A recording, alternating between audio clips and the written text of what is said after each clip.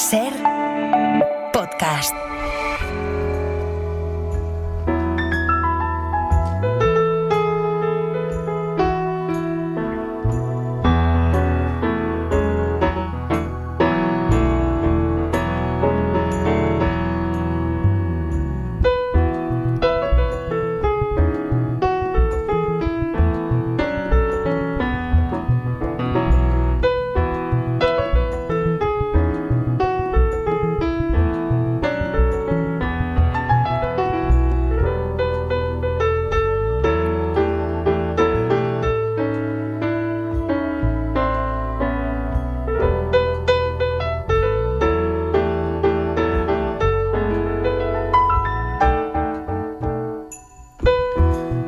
Marc Bassets, corresponsal del País en Alemania. ¿Cómo estás, Marc? Buenos días. Hola, Javier. Buenos días. Guten Morgen. Estás en Berlín hoy, ¿no? Estoy en Berlín. Estás en Berlín. Nos escuchaste ayer con los corresponsales extranjeros. Estaba aquí Hans Kellner y contaba cómo la semana que viene va a ir a Alemania a votar por correo para asegurarse de que su voto llega. Había una sensación de premura, por lo que veo, ¿no? Sí, lo escuché. Fue interesantísimo la conversación con Hans y luego, bueno, el resto del diálogo, ¿no? Pues sí, porque como son elecciones anticipadas, se organizaron muy rápido, ¿no? Esto tuvo su origen en noviembre, cuando se rompe la coalición tripartita. El canciller socialdemócrata Olaf Scholz destituye a los ministros liberales y a toda prisa se organizan estas elecciones, que incluso había quien quería organizarlas antes, en enero, ¿no? Pero era demasiado rápido y hubo una polémica durante un par de días por si había tiempo para imprimir las papeletas, ¿no? Y de aquí surgió una polémica más amplia y muy típica de Alemania, de cómo es posible que Alemania no sea capaz de imprimir papeletas más rápido, ¿no? El país que fabrica estos automóviles, etcétera, ¿no? Las dudas sobre la propia capacidad de Alemania y la tecnología alemana. Bueno, fue una de esas polémicas que pasó rápido, pero sí, el 23 de febrero elecciones convocadas a toda prisa y además campaña en pleno invierno, ¿no? Que esto es una campaña muy particular, porque no se ve mucha gente, por ejemplo, en la calle repartiendo papeleta, publicidad o propaganda electoral. Los mítines son en lugares cubiertos. Esto le da un aire bastante excepcional a esta campaña. ¿Cómo es el sistema de votación en Alemania? ¿Lo sabes? Porque siempre hemos comentado mucho cómo en Estados Unidos es complicadísimo, en cada estado es de una manera distinta, en unos con máquinas, en otros con palancas, en otros con papeletas. En Alemania hay un sistema centralizado. Sí, aquí lo complicado de Alemania y lo complicado de entender y de explicar son las dos listas que hay electorales, porque aquí se elige a un candidato, a un nombre, ¿no? Como pasaría en los sistemas, no sé, en Gran Bretaña o en Francia para diputado, y una lista, y se combinan las dos. Y siempre es muy complicado cuando salen los resultados, porque hay dos resultados, hay dos listas, el resultado uninominal y luego el resultado por listas. Y esto hace, por ejemplo, que el número de diputados del Bundestag no sea fijo, sino que varíe de legislatura en legislatura, ¿no? Pero bueno, esto en 2 semanas los alemanes votan y sabremos quién es la lista más votada y quién es el candidato, pero luego empezará la verdadera discusión, porque esto llevará meses hasta que se forme una coalición. No habrá nadie con mayoría absoluta y los alemanes ya sabes que en coaliciones ya tienen mucha práctica en la cuestión de coaliciones, pero aún así lleva meses. Tienen que firmar un contrato de coalición que tiene más de 100 páginas, todo está detallado y esto probablemente hasta el verano no haya gobierno en Alemania. No tienen costumbre en hacerlo, que por cierto ayer lo comentábamos y mira, es una pregunta pertinente ahora que estás aquí, en el tiempo que llevas en Alemania, que ya son 6 meses casi, ¿no? Sí. ¿Has escuchado alguna vez o muchas veces la palabra neonazi para definir algún partido? Sí, esto es un debate interesante. Para definir un partido en sí, o de los partidos que están en liza, podríamos decir que no son absolutamente marginales, no lo he escuchado, porque sería ilegal que hubiese un partido neonazi, pero sí que lo he escuchado aplicado a corrientes de Alternativa para Alemania, que es este partido de extrema derecha que, ojo, según todos los sondeos, será el segundo más votado, con 20% de votos o más. Y es un partido que tiene, como otros partidos, muchas corrientes en su interior. Hay una corriente más liberal, o lo llaman libertaria ahora, en la línea Milei o Elon Musk, pero también hay corrientes asentadas que vienen de esta tradición del nacionalismo alemán bastante antiguo, viejo, rancio, y corrientes que se podrían calificar de neonazis. Yeah. Lo has dicho bajito porque es una palabra muy cargada. Que no me escuchen. Es verdad. Venga, empezamos con lo nuestro.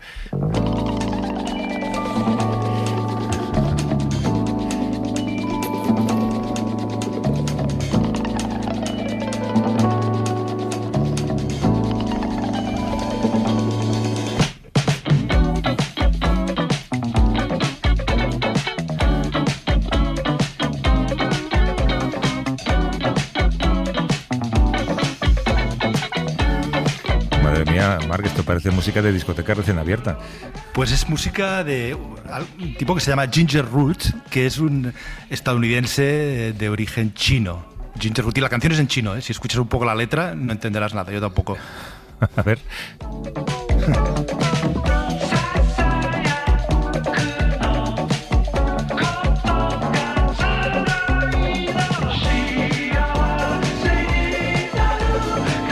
Vamos a imaginar que están hablando de lo que queremos hablar. La semana pasada se anunció la aparición de DeepSeek, que es ese modelo de inteligencia artificial china de código abierto, que demuestra que la carrera tecnológica entre Estados Unidos y China siempre encuentra cómo saltar obstáculos que el uno le pone al otro. Para poder desarrollar ese tipo de inteligencia artificial son necesarios los microchips, y Taiwán, que es esa pequeña isla de 23 millones de habitantes, es justamente el primer productor de microchips en el mundo. Esto le daba el estatus de protegido de Estados Unidos, pero ahora, además de que Trump ha anunciado que impondrá aranceles a los microchips y semiconductores, que también se fabrican algunos de ellos en Estados Unidos, durante el último año los taiwaneses se han preparado para una invasión militar por parte de China, que sigue reclamando la soberanía de la isla. Pero sin tener que entrar en agresiones armadas, Marc, lo cierto es que Taiwán es un territorio donde queda el ejemplo perfecto y de manera clara el interés por controlar no solamente eso, el terreno, sino también las ideas y los discursos. Sí, Javier, ahí en Taiwán se desarrolla una batalla en la que entra todo, la geopolítica pura y dura y lo que ahora llamamos los relatos, la información y la desinformación y los medios para producirlas. A Taiwán le ocurre un poco estos días como a Panamá, del que hablábamos la semana pasada, pero en otra dimensión. Es una isla, un país pequeño, pero ahí se concentran como capas superpuestas o como una partida de ajedrez simultánea, se concentran, al menos yo diría, 3 batallas decisivas en los próximos años y décadas. La primera batalla es la batalla de los microchips, como decías. Taiwán es el primer productor mundial de microchips y ahora se ve hostigado, de un lado, por la inteligencia artificial china, que usa abundantemente esta tecnología, y por otro lado, por los aranceles que Trump ha anunciado, amenazado con imponer a los microchips taiwaneses. La segunda batalla, que se escenifica en Taiwán, estos días también es entre China y Estados Unidos, precisamente por la inteligencia artificial. Y la tercera es geopolítica, ya geopolítica pura y dura, la amenaza de China de hacerse con la isla. Y de nuevo, el espectro de Trump, del imprevisible Trump, sobrevolando este escenario, este ajedrez a varias bandas, en la que en algunos momentos, como le ocurre a Panamá, decíamos, pero también a Canadá o a Dinamarca, los amigos de Estados Unidos no están del todo seguros de si Estados Unidos, con Trump en la Casa Blanca, si Estados Unidos es un amigo o es una amenaza. Desde Ho Chi Minh, en Vietnam, son 6 horas más, está recién aterrizada de Taiwán, además, nos atiende la periodista Patricia Simón. ¿Qué tal, Patricia? Buenos días. Buenos días. Una de las amenazas a las que ya se enfrentan los taiwaneses es a la guerra de la información y la tecnología, como hablábamos. De hecho, el gobierno taiwanés pidió a los trabajadores no utilizar DeepSeek por el riesgo que puede suponer para la seguridad de la isla. Hay varias informaciones también esta semana en Estados Unidos sobre determinados agujeros de seguridad en esa aplicación. ¿Qué opinión tenían sobre esta inteligencia artificial china las personas con las que has hablado, Patricia? Pues es que China hizo pública la existencia de DeepSeek y no es casualidad, coincidiendo con la semana de vacaciones de Año Nuevo, que, para que nos entendamos, se parece más a nuestro agosto que a nuestras Navidades. Se paraliza absolutamente la actividad gubernamental. Y eso favoreció que, por una parte, la reacción oficial fuese comedida, algo que forma parte también de la cultura taiwanesa, ¿no? Tras décadas de amenaza, de invasión por parte de China, pues en esta isla domina la cautela y el hábito de no manifestar manifestarse hasta saber las consecuencias reales, ¿no?, de lo que va a ocurrir, cosa de la que podríamos aprender. Pero también es curioso comprobar cómo la mayoría de las personas con las que me encontré insistían en recordarme que el crecimiento de la economía china durante las últimas décadas se ha basado fundamentalmente en hacer copias a bajo coste de lo que se había producido en Occidente, ¿no? Y que por tanto era obvio que tarde o temprano iba a salir una inteligencia artificial low cost. Así que por una parte tenían esa cautela de ver cuál iba a ser el impacto, y otro de los aspectos interesantes de Taiwán, que es una de las democracias más desarrolladas de la región, es que la parte de la población ha visto DeepSeek como una advertencia de que la inteligencia artificial tiene que ser más transparente y más descentralizada. Y así nos lo explicaba Brian Hioe, que es un reconocido activista independentista taiwanés y editor de la revista New Blue Magazine. No es una cosa mala para el mundo si las cosas son más abiertas, si hay más fuentes y datos abiertos que no están solo en manos de grandes corporaciones. Y si es una forma de tener mejor inteligencia artificial que no esté en un soporte informático muy grande, eso es positivo para el medio ambiente. Así que para mí, básicamente con Estados Unidos, Taiwán y también con China, hay una necesidad por repensar todo lo que tenemos asumido. La gente suele olvidar que antes de que el dominio de Taiwán con los semiconductores fuera muy conocido, el mundo nos veía como un punto de conflicto y Estados Unidos invirtió en la defensa de Taiwán. Por eso no creo que sea necesariamente un punto de inflexión, sino una suerte de ruido.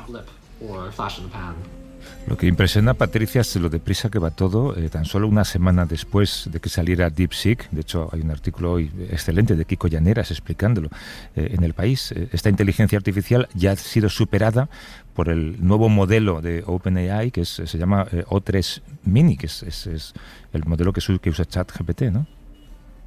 Absolutamente. Y eso también da la razón a todas las personas que entrevisté y que me decían cautela, porque al final esto es una noticia que va a pasar rápido, porque nosotros llevamos años de adelanto de innovación y no se puede dar el sorpaso de esa manera como se está presentando mediáticamente, ¿no? Y efectivamente fue un terremoto mediático y político la irrupción de DeepSeek.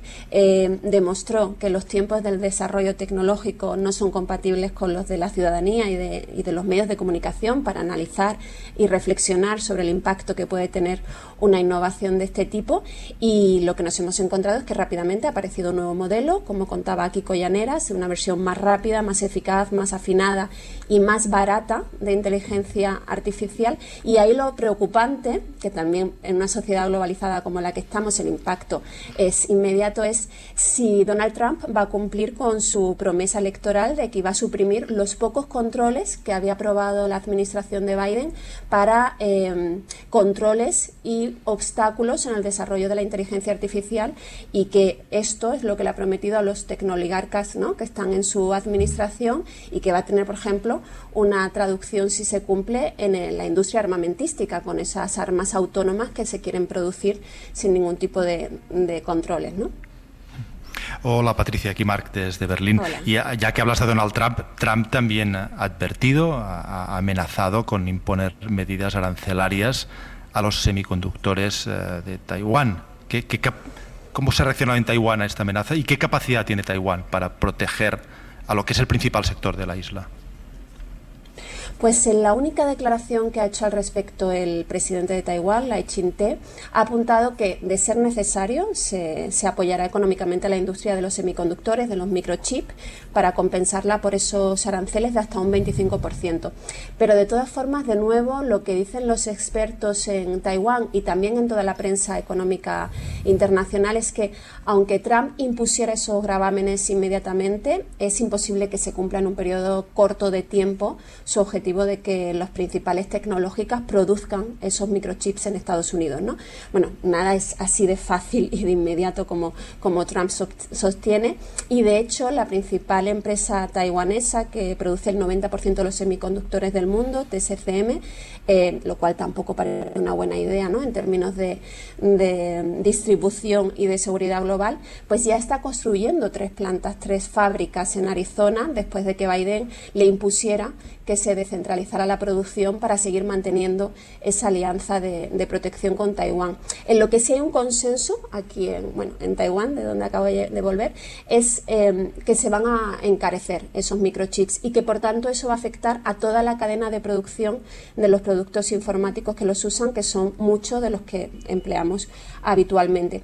Por eso la mayoría de las personas que entrevisté sostenían que aunque tenga un coste para el resto de las políticas públicas como sanidad o educación, el deber del gobierno taiwanés es apoyar a esa industria porque su propia supervivencia depende de que siga siendo la puntera de todo el planeta, ¿no? Así nos lo contaba Brian Hioe. Lo que sucede con los semiconductores es que es una industria que Taiwán considera crítica y por eso quiere mantenerla dominada para que el mundo invierta en Taiwán. Con el auge de DeepSeek y como no tenemos suficiente valor en términos de modelos, se está construyendo una infraestructura cada vez más grande y eso puede ser potencialmente peligroso. Pero luego puedes ver que cuando Nvidia, por ejemplo, baja en la bolsa de valores, muestra la pérdida de confianza global. Y Taiwán tiene muy presente eso. Jensen Huang ha estado mucho tiempo construyendo sedes por todo Asia, así que es aterrador. Y el tema es que China siempre puede sobrepasar a Taiwán, pero Taiwán tiene una ventaja y es que nuestra industria es más adelantada, así que intentaremos mantener esa distancia. Así que, aunque la preocupación por China demuestra que Taiwán no se puede dormir en los laureles, creo que es un incentivo que el gobierno utilizará para desarrollar la capacidad tecnológica.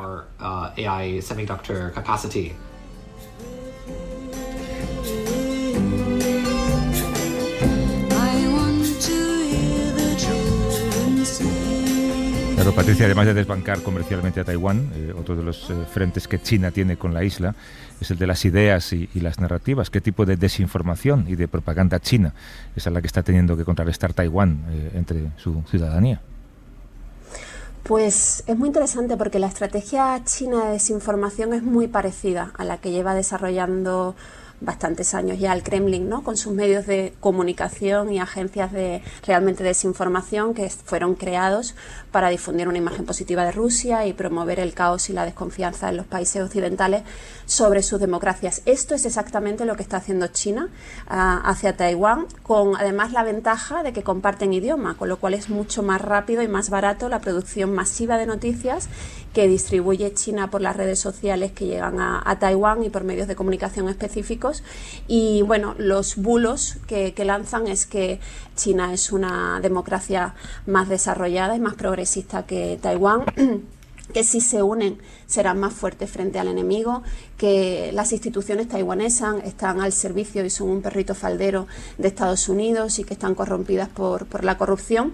De hecho, era divertido porque uno de los entrevistados, al ser las celebraciones de Año Nuevo, me decía que estaba temiendo la cena de Año Nuevo porque iba a tener que escuchar a sus padres decir que ojalá viviesen en China, donde realmente pues hay una democracia desarrollada, ¿no? Ya le expliqué que esto es un fenómeno desgraciadamente global. Pero de hecho hay muchos proyectos cada vez más que están liderados por periodistas, analistas, incluso ingenieros de telecomunicaciones que están específicamente dedicados a desmontar estos bulos y regalar las noticias verificadas a los medios de comunicación que también, como pasa en muchos otros lugares, pues están volcados en la producción de 6-7 noticias de clickbait, de titulares llamativos, y ahí les cuelan mucha de esa propaganda. Una de las periodistas que se dedica a desmontar bulos es Yamin Lee, que hablé con ella también sobre cómo cree que puede influir la presidencia de Donald Trump en la relación de China con Taiwán. Y esto es lo que me decía.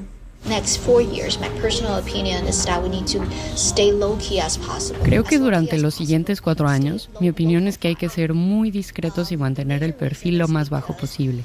El principal motivo es que Trump es una persona que todo el tiempo está negociando.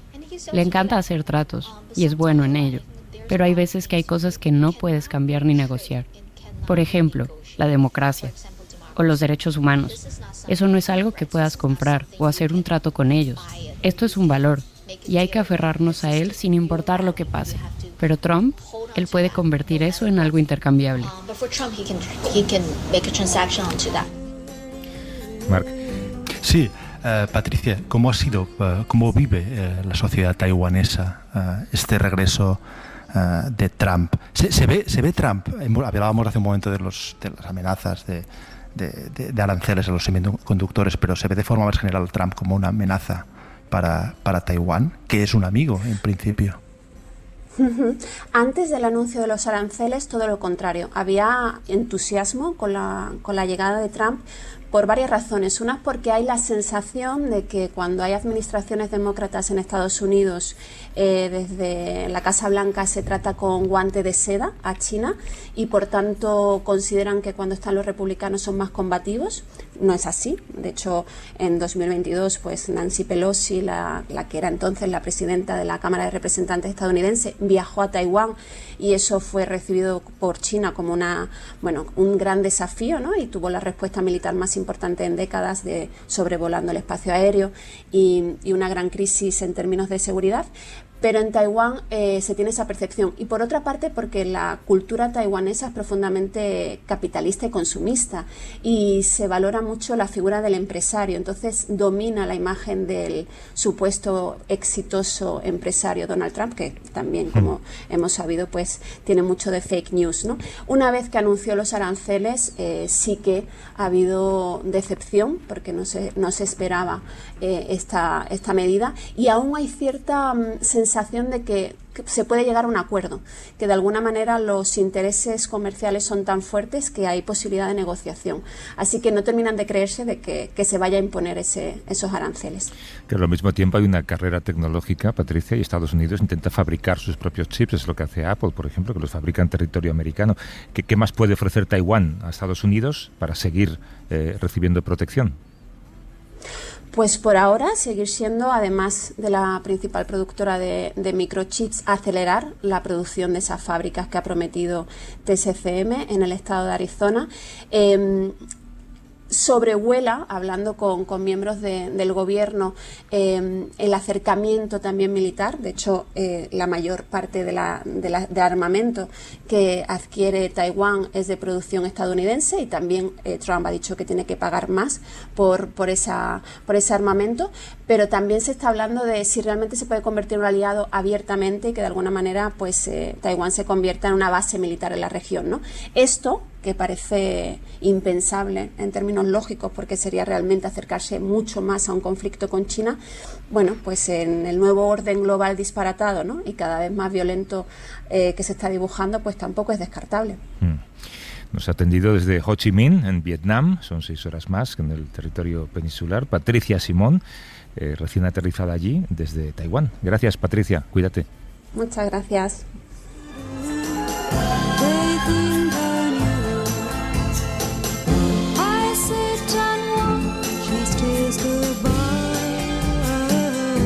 Está bien eso que decía la analista que hemos escuchado, Mar, ¿no? Que hay que entender a Trump como un negociador, básicamente. Todo lo contempla desde una perspectiva negociadora. Él quiere tratos, quiere acuerdos. Y es lo que hemos visto en las últimas 2 semanas, ¿no? Sí, y esta actitud de Taiwán de mantenerse low-key, creo que decía en inglés, ¿no? Discreción, no llamar mucho la atención para que Trump no te dé con su mazo. Exacto.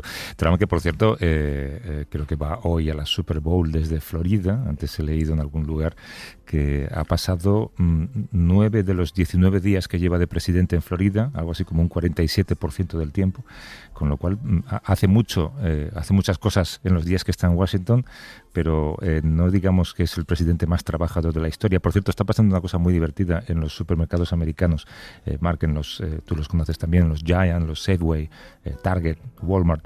Es que como están subiendo los precios de algunos alimentos por culpa de los nuevos aranceles, muchos demócratas están colocando en las estanterías, al lado de las etiquetas donde está el precio de las cosas, una pegatina con la cara de Trump en la que pone "esto es culpa de Trump, esto es culpa de Trump, esto es culpa de Trump". Cada vez que vas a hacer la cesta de la compra, si te sale cara, te lleva la sensación de que es culpa suya, lo cual, por cierto, es verdad. Oye, que paramos un segundo, tenemos un invitado que además pasaba por Madrid y hemos querido aprovechar para charlar con él y vamos con ello, ¿vale? Muy bien.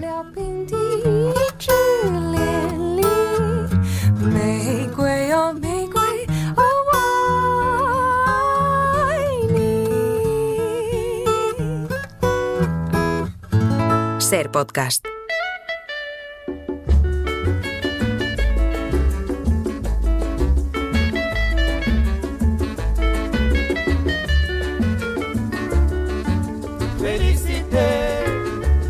mwasisuka bodembe oya lelo omemisi mokili awa na mopanzi tala elenge ya paraiso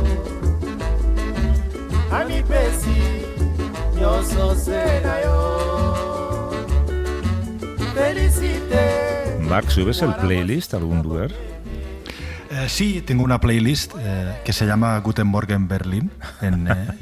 La puedo poner en alguna red social. En Blue Sky, estoy en Blue Sky. En Blue Sky, no sé si los oyentes están en Blue Sky también. La pondré en Blue Sky. Estamos todos ya en Blue Sky. ¿No? Sí. ¿Esto, por cierto, qué es? Esto es Gran Calais African Jazz. Es uno de estos grupos de los años 50 y 60 de lo que llaman la rumba de Congo, de la época de la independencia y bueno, muchas canciones de esta época que fueron muy, muy célebres y que están ligadas a la época de la independencia del Congo respecto a la metrópolis que era Bélgica.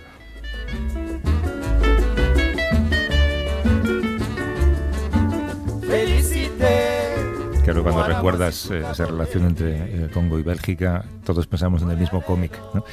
Sí. En menos de 2 semanas, en la República Democrática del Congo han muerto más de 3.000 personas a causa de los enfrentamientos entre el ejército del país y el grupo armado 23 de marzo, o M23. Es uno de los grandes conflictos olvidados por Occidente, pero que nos debería importar, porque la población civil es quien paga las consecuencias del comercio de minerales y de otros recursos que se encuentran en el noreste del Congo, Marc, donde aún con la ONU pronunciándose por la gravedad del asunto, esos pronunciamientos no cambian en nada la violencia in situ. No, Javier, y es una violencia que no data de ayer ni de anteayer. La guerra o las guerras en el Congo son una verdadera guerra de 30 años. Hace 30 años que duran y en la que, según algunas estimaciones, han muerto ya más de 6 millones de personas en este tiempo. En algunos momentos incluso se ha hablado de la guerra mundial de África. Para lo que está ocurriendo actualmente en el este del Congo hay que remontarse al año 94 y al conflicto entre Hutus y Tutsis en Ruanda, ¿no?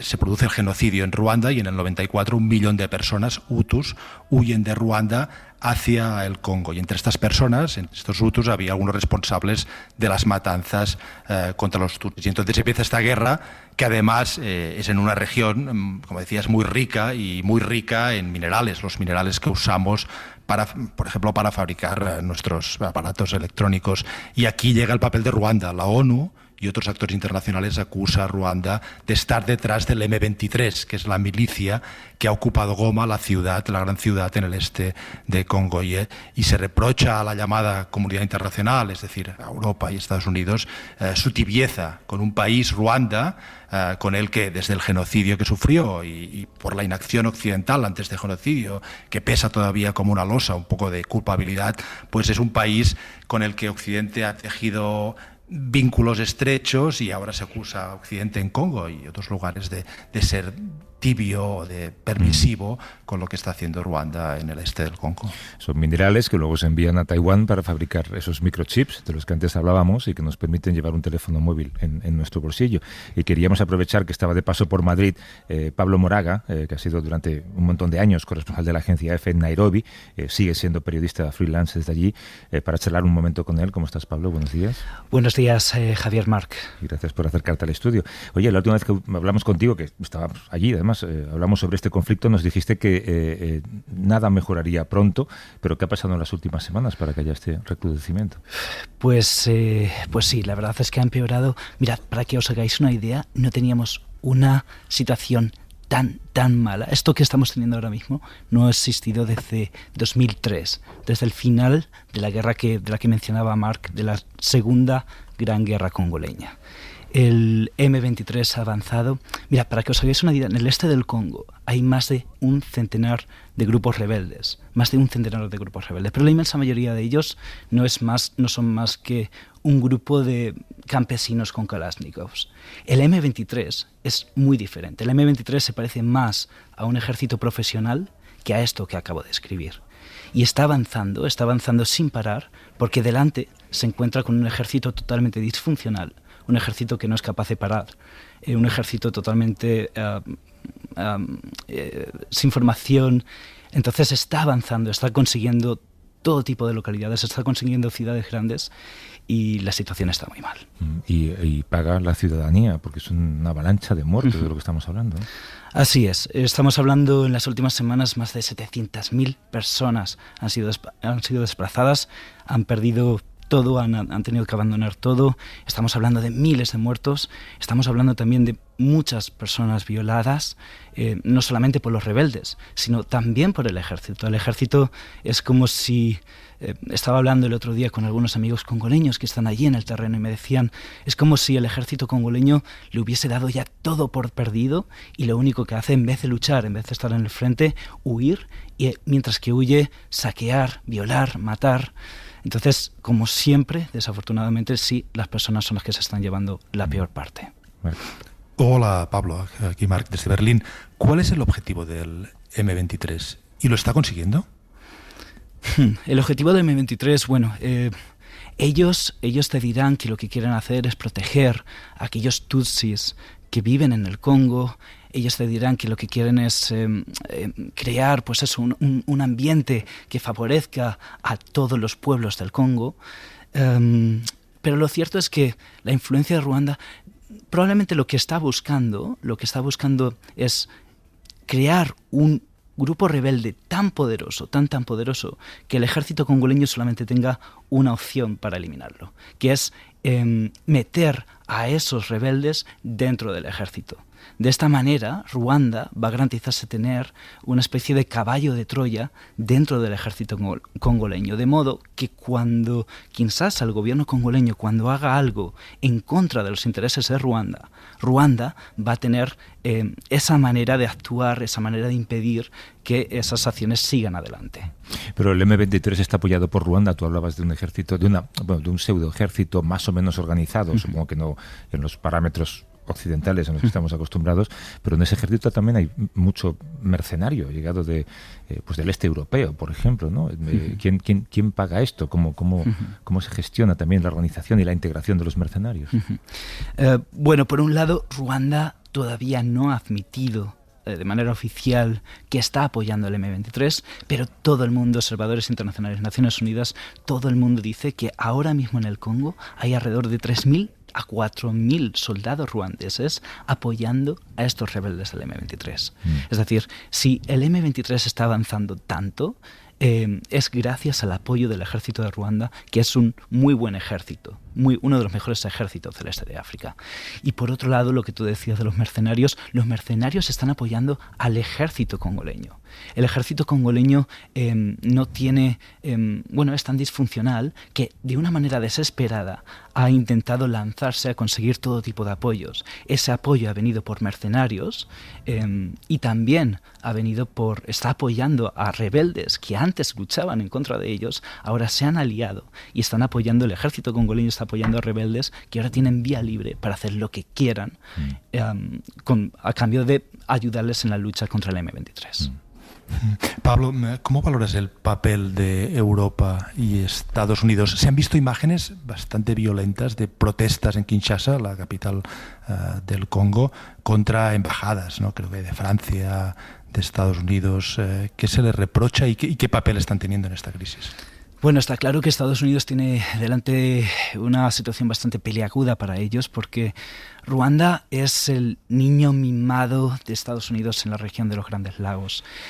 Alrededor de 1/3 del presupuesto de Ruanda procede de ayuda extranjera y Estados Unidos es uno de los principales países que apoyan a este gobierno. Entonces, Ruanda es un niño mimado que les ha salido rana, es un niño mimado que, pese a recibir todos estos fondos, hace lo que quiere en la región, y desde luego a Estados Unidos no le está gustando nada esto que está pasando. Vimos ya desde la anterior administración Estados Unidos condenando las actuaciones del M23, Estados Unidos diciendo de manera pública que Ruanda estaba apoyando al M23, pese a que ellos siempre lo han negado. ¿Cuáles van a ser las consecuencias? Está por ver, porque Ruanda es un gran aliado de Occidente en la región de los Grandes Lagos. Ruanda es uno de los principales aportadores de soldados en las misiones de paz de la ONU. Entonces, Ruanda es un país muy importante para Occidente. Hay una particularidad en Pablo, Marc, no sé si lo sabes, y es que además de periodista es guía de safaris. Así y es. me decías, Pablo, que son dos profesiones que en realidad son muy parecidas, porque es contar historias. Sí, bueno, efectivamente, Javier, puede parecer que son dos profesiones muy diferentes, pero en realidad es lo mismo, ¿no? Lo único que hago es contar historias. Cuando soy periodista las cuento con mi cuaderno, con mi cámara. Cuando soy guía de safaris las cuento así, hablando, sin más. Pero al final es lo mismo, es contar historias y contar historias de África, que es lo que más me gusta en el mundo. Un día normal en un guía de safari, ¿cómo es una jornada laboral? Te despiertas muy temprano. ¿Qué animales ves? Bueno, depende un poco de la zona. En el este de África, bueno, yo trabajo por todo el continente, pero sobre todo en el este de África. En ocasiones estamos en bosques, en ocasiones estamos en sabanas, y lo que haces es te despiertas temprano, que es en el momento en el que los animales están más activos, empiezas a buscarlos, en ocasiones a pie, en ocasiones en todoterreno, en ocasiones incluso en barco, y eso, el día lo establecen los animales de la naturaleza. ¿Tu animal favorito cuál es? Sin duda, no tengo ninguna duda, el elefante, son fascinantes. Ah, sí, el elefante. Son fascinantes. Pensaba que debería ser león, no sé por qué. Fascinantes, son inteligentísimos y todavía desconocemos muchas cosas sobre ellos. ¿Y no has tenido nunca ningún accidente con ninguno? Desafortunadamente no, ninguno grave. ¿Cómo que desafortunadamente? Afortunadamente. Perdona. Afortunadamente, si no, imagínate. No. No, afortunadamente. Bueno, oye, pues gracias por acercarte al estudio, Pablo. Como te decía, has sido corresponsal de la agencia EFE en Nairobi durante ¿cuántos años? Pues en la agencia EFE estuve casi 3 años, pero llevo 11 años trabajando en el este de África. Y ahora freelance, periodista, en ese lugar. Gracias por acercarte al estudio y suerte con las historias que cuentas en ambos sentidos, con los animales alrededor y con las noticias alrededor. Muchas gracias. Hasta luego. Hasta luego.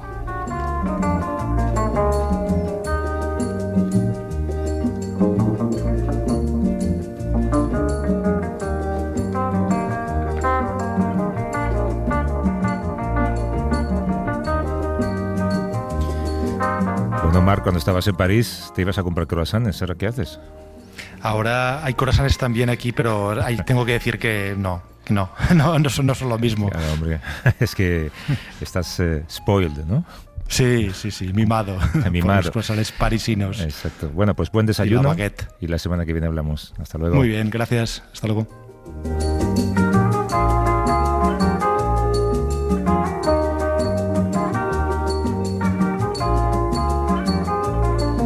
Para no perderte ningún episodio, síguenos en la aplicación o la web de la SER, Podium Podcast o tu plataforma de audio favorita.